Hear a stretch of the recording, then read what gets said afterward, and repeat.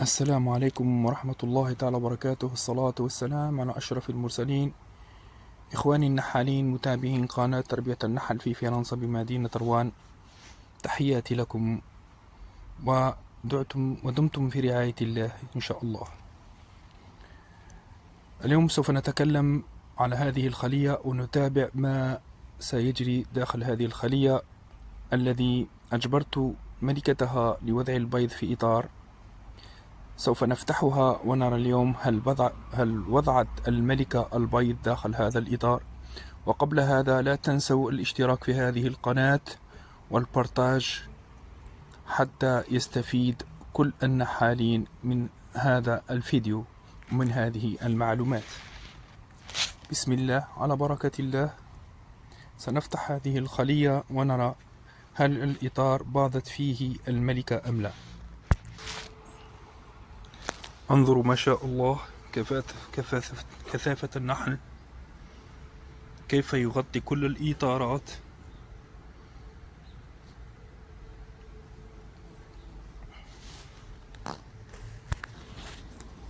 هذا الإطار الذي هو على الحافة إني أخرجته الآن. الملكة باضت داخل العيون السداسية وحضنة مغلقة وحبوب اللقاح. ها هو البيض، وباضت أيضا في بعض العيون السداسية للذكر. ها هو البيض داخل العيون السداسية.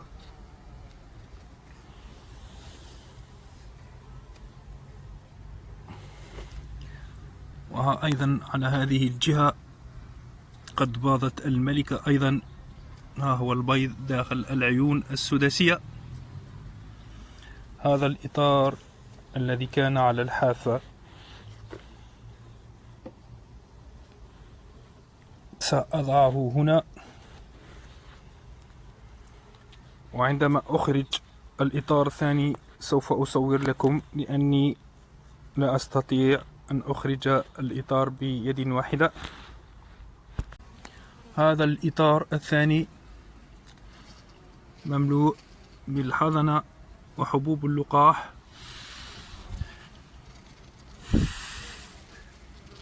ها هي اليرقات وهي اليرقات وهو البيض. ها هو البيض وحضنة مغلقة وحضنة على وشك الإغلاق.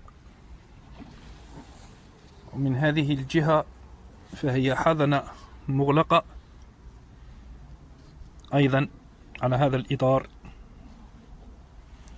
سوف أضع الإطار على جانب. إني فتحت هذه الخلية الآن لأن قد أعلنوا سقوط الأمطار بعد قليل.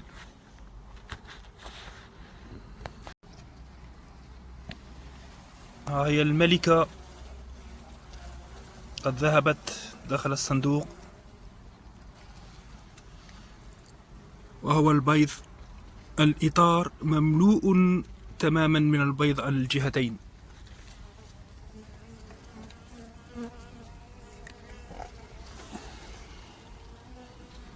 أين هي الملكة؟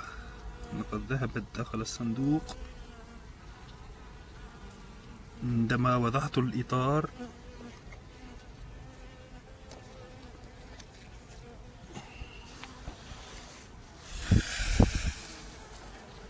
وكذلك من هذه الجهة.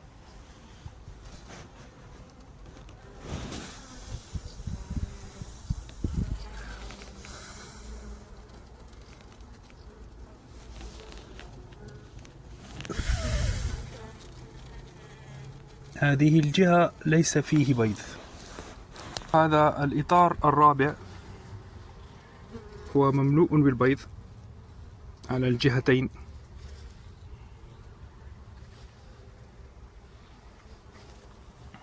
لم أجد الملكة، لقد ذهبت داخل الصندوق. وسأخرج الإطار الخامس ونرى. عفوا لم أكمل الشرح. هذا هو الإطار الذي وضعناه في السابق وكان فارغا من البيض. هذا هو الإطار الذي وضعناه وأجبرنا الملكة أن تضع فيه البيض، فانظر فهو مملوء بالبيض، انظر مملوء بالبيض. هذا هو الإطار الذي أجبرنا الملكة أن تضع فيه البيض، وفيه البيض على الجهتين. سأنزعه وأضعه هنا. وهذا الإطار الخامس سنرى ما فيه.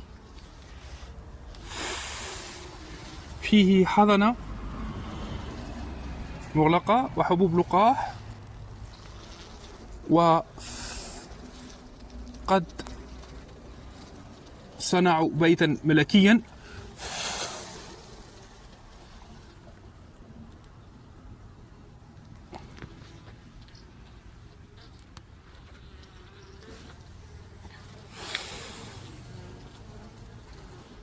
ولا أدري لماذا صنعوا هذا البيت الملكي.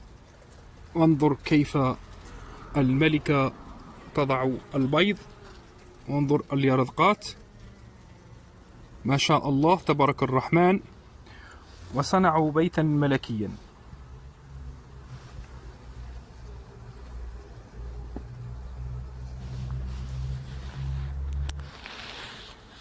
عفوا، إن الدبور أتى ليصطاد النحل، وعندما تفتح الخلية يأتي مباشرة إلى الخلية المفتوحة ولا يذهب إلى الخلايا المغلوقة، فإني كنت أصطاد فيه. وهذا الإطار السادس، وهو إطار مملوء بحبوب اللقاح.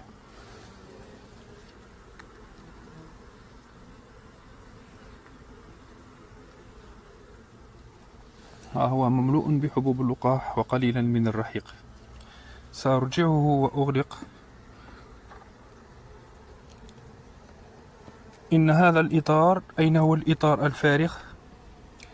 هذا الإطار الذي قلنا فارغ سنضعه أيضا في المرتبة الثالثة، لأن قد باضت فيه الملكة على جهة واحدة ولم تبض الملكة على الجهة الأخرى. سنضعه هنا،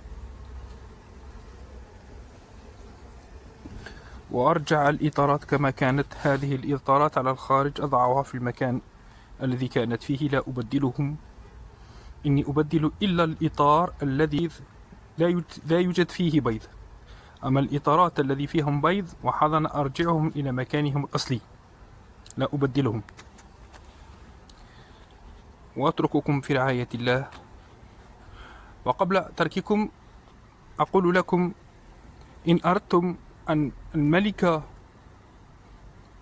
تبيض بوفرة كهذه الملكة، فعليكم بتوفير حبوب اللقاح وتوفير المحلول السكري، وأيضا درجات الحرارة في هذا الشهر ستنخفض ويساعد على الملكة على وضع البيض. إن شهر سبتمبر كشهر الربيع، شهر مايو ومارس وأبريل، فإن الملكة تنتهز الفرصة لوضع البيض مع انخفاض درجات الحرارة. والسلام عليكم ورحمة الله تعالى وبركاته.